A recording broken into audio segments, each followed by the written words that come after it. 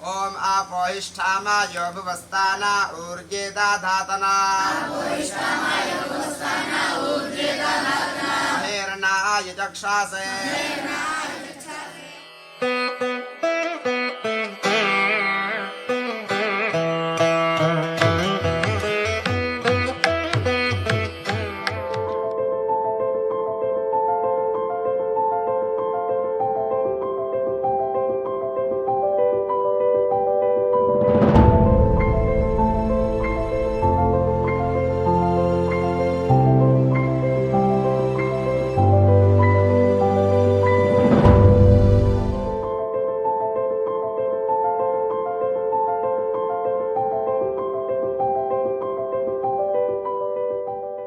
குருவே சரணம்.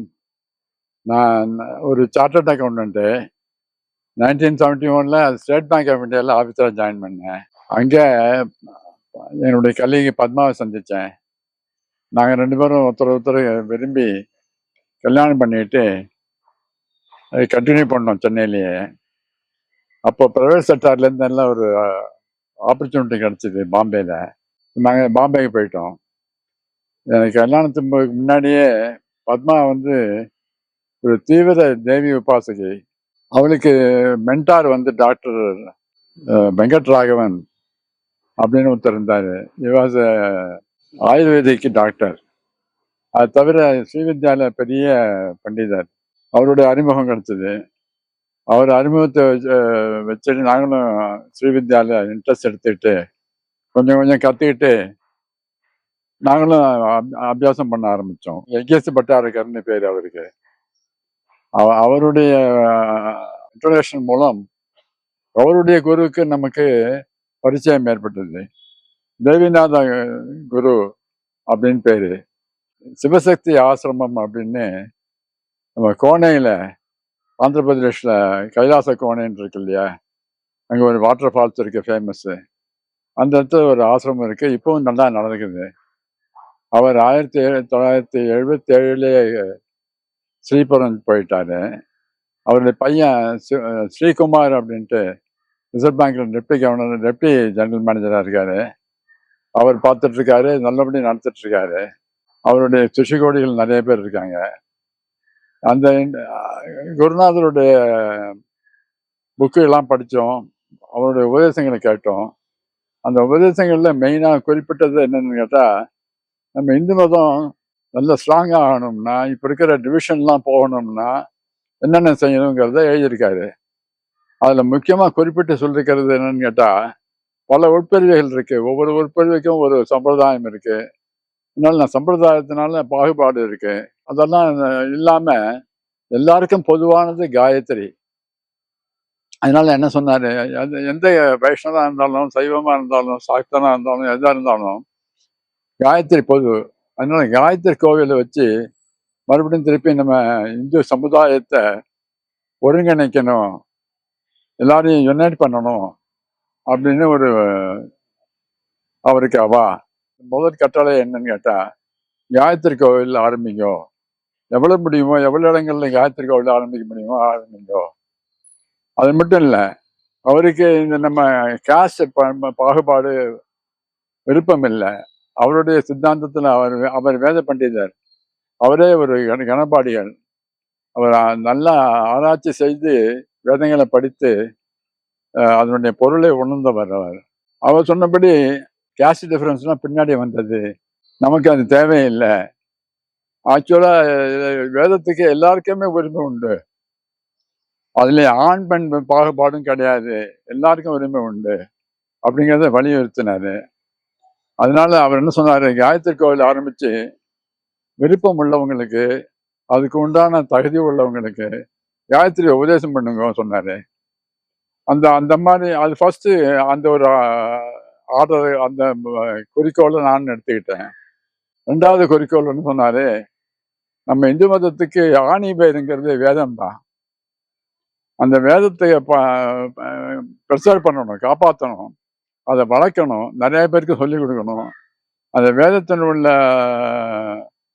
குறிப்பிட்ட சம்பிரதாயங்கள்லாம் வழிமுறைகள்லாம் இருக்கு இல்லையா, அது எல்லாருக்கும் தெரியணும். ஒருத்தர் வாழ்க்கையிலையும் அபியாசம் பண்ணணும், அதை நடைமுறைப்படுத்தணும் அப்படிங்கிறதையும் சொன்னாரு. அதனால வேத பாடசாலைங்கிறது முக்கியம் அப்படிங்கிறத 2வது குறிக்கோளா சொன்னாரு. 3வது குறிக்கோள் சொன்னாரு, நம்ம மதத்துல கோமாதாங்கிறது தெய்வத்துக்கு சமானம். எல்லா தெய்வங்களும் பசுமாட்டுல இருக்கு.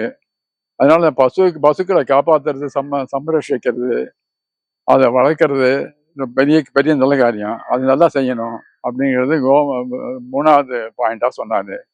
4வது பாயிண்ட், நமக்கு நாடு முழுக்க ஒன்னா இருக்கணும்னா, ஒரு இன்டகிரேட்டட் இந்தியாவா இருக்கணும்னா, தனித்தனியா இல்லாம சேர்ந்து இருக்கணும்னு சொன்னா சம்ஸ்கிருதம் முக்கியம். ஏன்னா சம்ஸ்கிருதத்தை பாடசாலை பசங்களுக்கு சொல்லி கொடுத்தோ, மீதி பேருக்கு விருப்பம் உள்ளவங்களுக்கு சொல்லி கொடுத்தோ சம்ஸ்கிருதத்தை மறைஞ்சு போகாம காப்பாற்றணுங்கிறதையும் சொன்னாரு.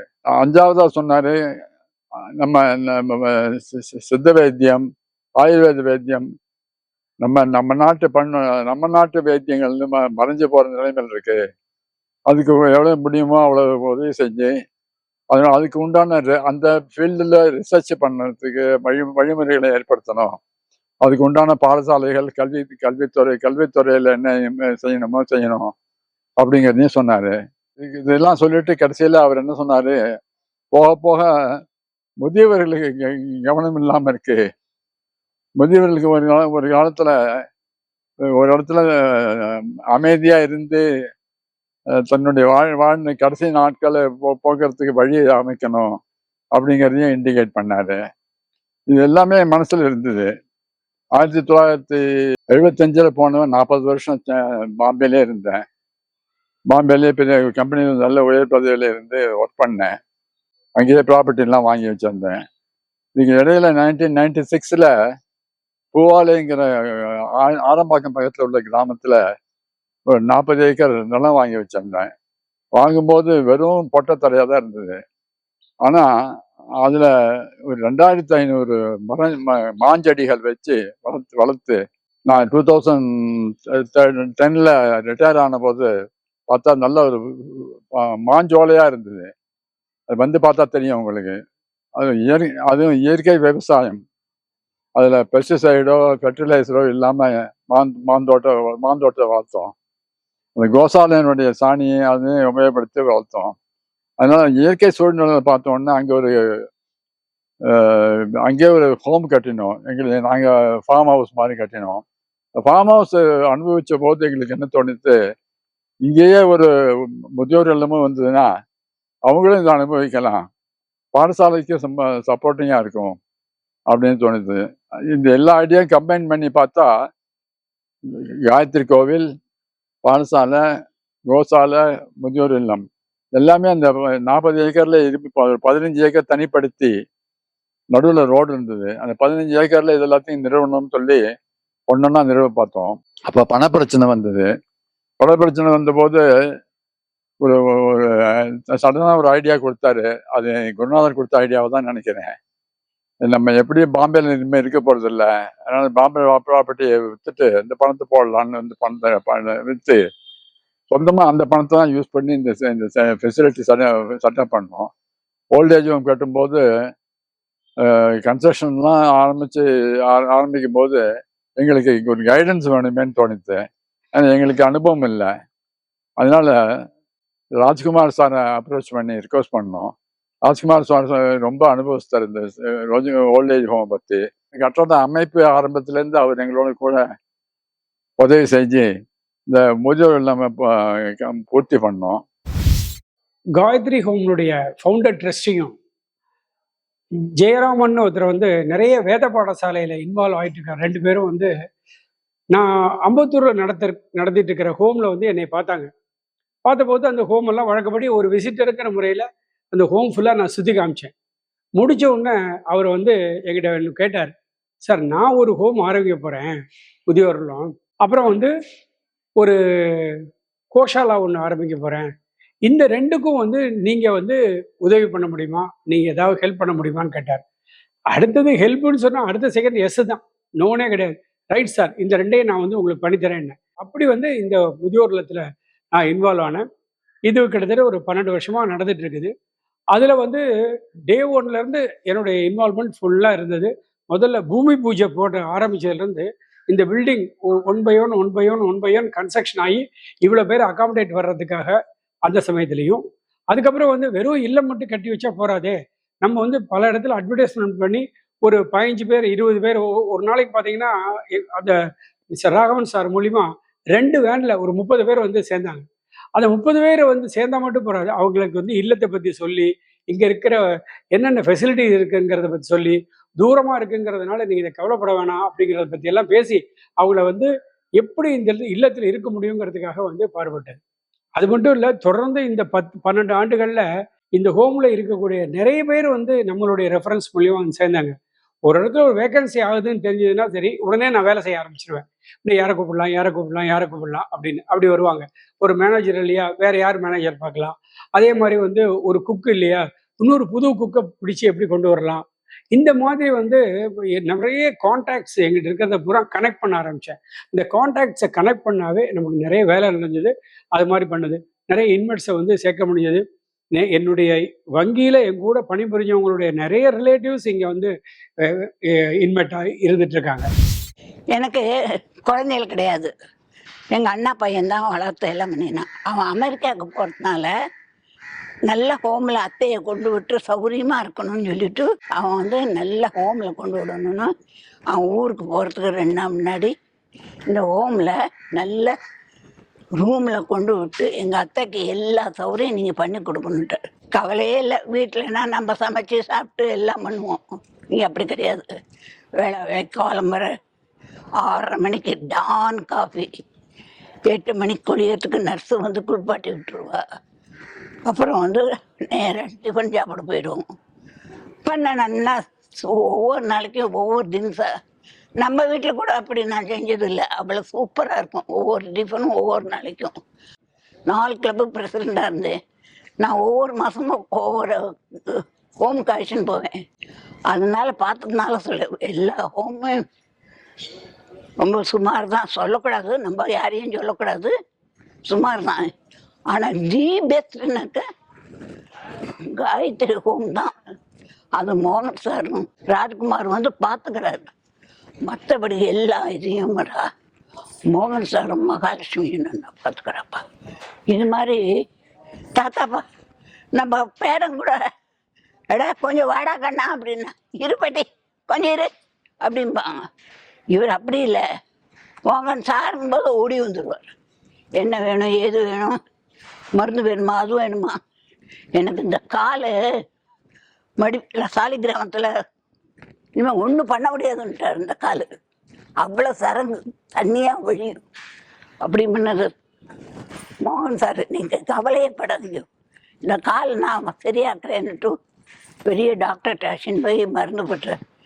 நர்ஸு வந்து மருந்து தருவாட்டா அவரே தருவார். மோகன் சாரே ஒரு தரம் எனக்கு 2 தரம் காலுக்கு மருந்து.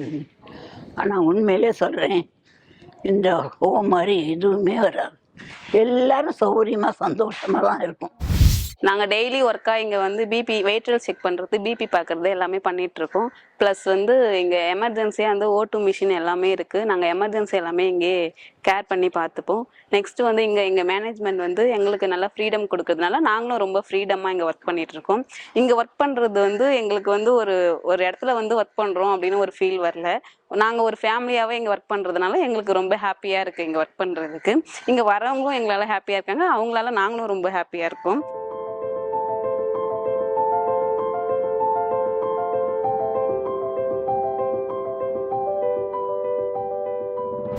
அதே மாதிரி வந்து இங்க இந்த மாதிரி நடக்கல, கோஷாலா ஆக்டிவிட்டி நடக்குது. கோஷாலா ஆக்டிவிட்டி எப்படிதான் ஹெல்ப் பண்ணலான்னா வந்து, அதாவது எங்களுடைய கம்யூனிட்டியில பொறுத்த மட்டும் மூதாதையர்கள் இறந்து போனா வந்து அவங்களோட நினைவாக வந்து பசு தானம் பண்றது, அதாவது கோதானம்னு சொல்லுவாங்க. நம்ம எப்படி ரத்த தானம், கண் தானம், வஸ்திர தானம், பூமி தானம் இதெல்லாம் சொல்ற மாதிரி கோதானம் கொடுக்கறது வந்து ஒரு பரம்பரை வழக்கம்.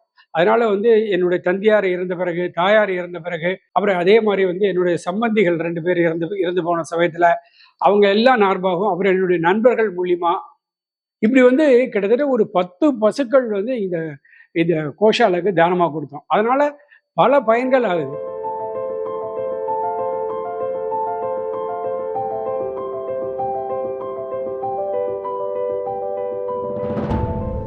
இந்த கோஷாலேருந்து வர மில்க்கு தான் வந்து பார்த்திங்கன்னா நம்மளுக்கு வந்து உள்ளே இருக்கிற முதியோர் இல்லத்துக்கு யூஸ் பண்ணிக்கிறோம். அதை தவிர வேத பாடசாலா அவங்க ஸ்டூடெண்ட்ஸுக்கும் வந்து இதனுடைய மில்க்கு தான் வந்து நம்ம இது பண்ணிகிட்ருக்கோம். உள்ளே இருக்க முதியோர்களுக்கு வந்து காஃபி, தயிர், அது தவிர வந்து தயிர்லேருந்து பாரம்பரிய முறையில் எடுக்கக்கூடிய வெண்ணெய் எடுத்து வெண்ணெயிலேருந்து நெய் எடுத்து இன்றைக்கி வந்து அது ஒரு பொருளாக வந்து நாங்கள் இங்கே சேல் பண்ணிகிட்ருக்கோம். நெய்யும் வந்து நம்ம இங்கே ஆர்கானிக் ப்ராடக்ட்லாம் வந்து பண்ணிகிட்ருக்கோம் இங்கே. அடுத்தபடியாக வந்து பார்த்திங்கன்னா நம்ம அந்த கோஷாலாவில் வந்து பார்த்திங்கன்னா நேட்டிவ் ப்ரீட்ஸ் எல்லாமே வந்து பார்த்திங்கன்னா கிர்ரு, சிந்தி, சாகிவால், கிர்ரு, அது தவிர வந்து தார்பார்க்கர், ஜெர்சி, அது தவிர காஞ்சி குட்டைன்னு சொல்லிட்டு ஒரு ரகம் இருக்குது. மொத்தம் இந்த மாதிரி தேசி கவுஸ் தான் ஃபுல்லாக டெவலப் பண்ணிகிட்ருக்கோம். இது வந்து ஆர்டிஃபிஷியல் இன்சிமினேஷனாக ஒரு 4-5 இயர்ஸாக பண்ணிகிட்டு இருந்தோம். இப்போ வந்து நம்மக்கிட்டேயே வந்து சிவான்னு சொல்லிட்டு ஒரு கால் இருக்குது. அதனால் அந்த காலையை வச்சு நாங்கள் ப்ரீட்ஸ் டெவலப் பண்ணிகிட்ருக்கோம். பசுலேருந்து வரக்கூடிய சாணம், கோமியம் இது எல்லாமே வந்து பார்த்திங்கன்னா நம்மளுக்கு இயற்கை உரமாக நாங்கள் ரெடி பண்ணிகிட்ருக்கோம். இதில் வந்து பூச்சி வெரைட்டியாகவும் யூஸ் பண்ணுறோம். கோமியம், சாணம் இதை வந்து பார்த்திங்கன்னா ஜீவாமிர்தம், அமிர்த கரிசல் இதை மாதிரி ரெடி பண்ணி இயற்கை உரம் வித்தின் 24 ஹவர்ஸ்லேயும் ஒரு இது ப்ராடக்ஷனை அந்த உரத்தை ரெடி பண்ணி இயற்கையாக வந்து நாங்கள் பூச்சி வெரைட்டியாகவும் நாங்கள் யூஸ் பண்ணிகிட்ருக்கோம். அதில் வர அந்த சாணமும் எக்ஸ்ட்ரா இருக்கிற சாணமும் வந்து பார்த்திங்கன்னா அடி உரமாக கொடுத்துட்டு மாந்தோட்டத்துக்கு தென்னை மரம், கொய்யா, சப்போட்டா, அதை தவிர வந்து எலுமிச்சம் செடி இதெல்லாமே வச்சு பயிர் பண்ணிகிட்ருக்கோம். அந்த பயிருக்கு எல்லாமே வந்து இயற்கை உரமாக நாங்கள் இதிலேருந்து எடுத்து யூஸ் பண்ணிக்கிறோம்.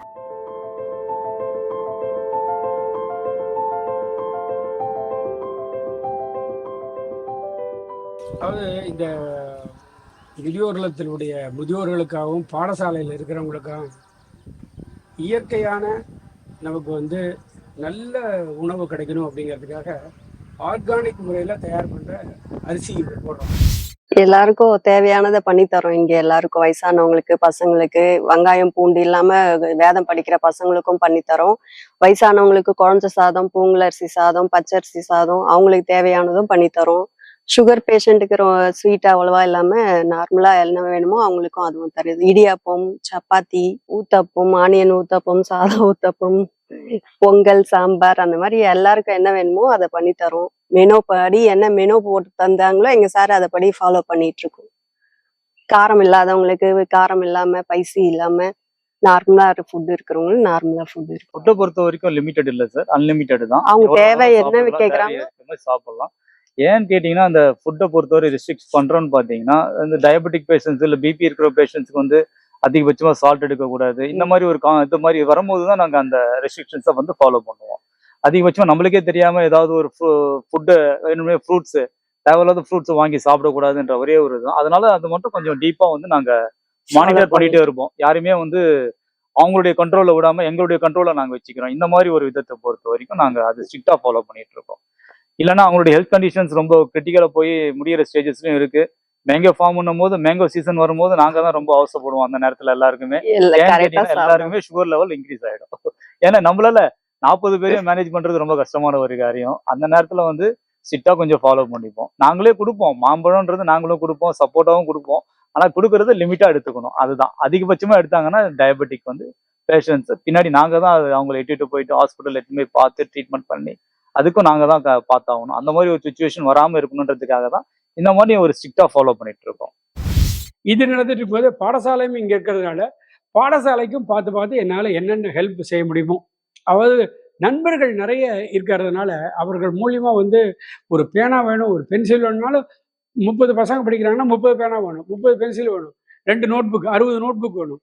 இது மாதிரி பார்த்து எல்லாத்தையும் வந்து இவங்க செய்ய முடியுது. அதே மாதிரி அவங்க வந்து படிக்கிறதுக்கு வந்து நம்ம வந்து டேபிளில் வச்சு படிக்கிற மாதிரி படிக்க முடியாது. அவங்களுக்கு வந்து பார்த்தீங்கன்னா வந்து வியாசபீடம்னு சொல்லுவாங்க. நம்ம வந்து புரிஞ்சுக்கணும்னா வந்து புக் ஸ்டாண்ட் அப்படின்னு சொல்லலாம். அந்த புக் ஸ்டாண்ட் இப்படி மாதிரி எக்ஸ் மாதிரி இருக்கும். அதில் புக்கை வச்சு இப்படி விரிச்சு படித்தாதான் வந்து அழகாக படிக்க முடியும். அந்த மாதிரி அதை பார்த்து வாங்கி கொடுத்தோம். கீழே உட்காரக்கூடாது இவங்க, அதனால ஆசனங்கள் இப்படி வந்து எல்லாம் வந்து பண்ணி கொடுக்க முடியுது.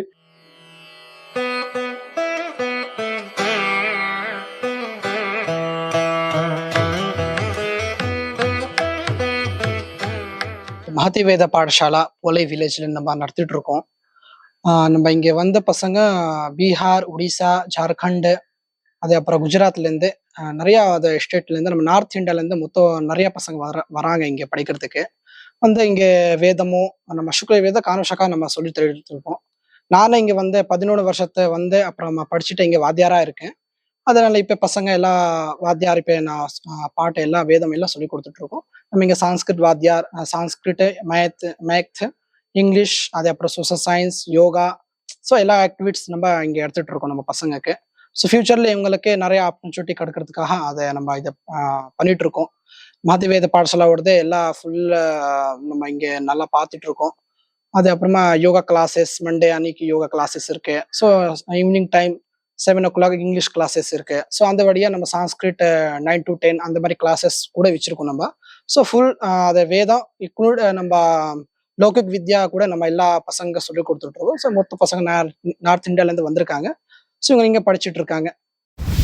தொடர்ந்து அவர் ராகவனுடையும் பத்மா ராகவன் அவங்களுடைய மிஸ்ஸஸ் அவங்க வந்து எனக்கு ஒரு பயங்கர இன்ஸ்பிரேஷன். அவங்க வந்து ஒரு ஆன்மீக லைன்லேயும் சரி என்னைய வந்து ஊக்குவிச்சு நீ இப்படி பண்ணலாம், அப்படி பண்ணலாம், இப்படி பண்ணலாம் அப்படின்னு நிறைய பண்ண விடுவாங்க. அதனால வந்து என்னுடைய பணி இந்த காயத்ரி ஹோமோட வந்து நீண்ட நாட்களாக இருக்கு. என்னுடைய எவ்வளோ நாட்கள் முடியுமோ அவ்வளோ நாட்களும் இந்த பணியை தொடர்ந்து செய்ய விரும்புகிறேன். இந்த 13 வருஷம் முயற்சிகளில் முக்கியமான பங்கு வகித்தது என்னுடைய மனைவி பத்மா. எனக்கு எவ்வளோ தெரியுமோ அவ்வளோ தெரியும் அவளுக்கு. எல்லாத்தையும் பற்றி, ஒவ்வொரு டிபார்ட்மெண்ட் பற்றியும். எனக்கு அவளை பற்றி நினைச்சாலே எனக்கு வருத்தமாகவும் துக்கமாகவும் இருக்கு. ஏன்னு கேட்டால் போன வருஷம் மே மாதம் அவள் இந்த உலகத்தை விட்டு போயிட்டா. அவன் அப்பாட்டு போய் செஞ்சுட்டான். அவ இல்லாமல் என்னால்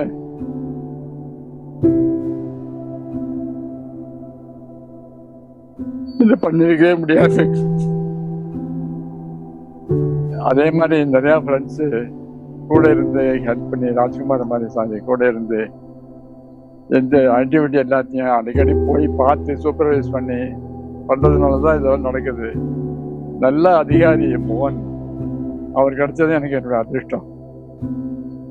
அவர் முதியோர்களோட நல்லபடி பார்த்துக்கிறாரு.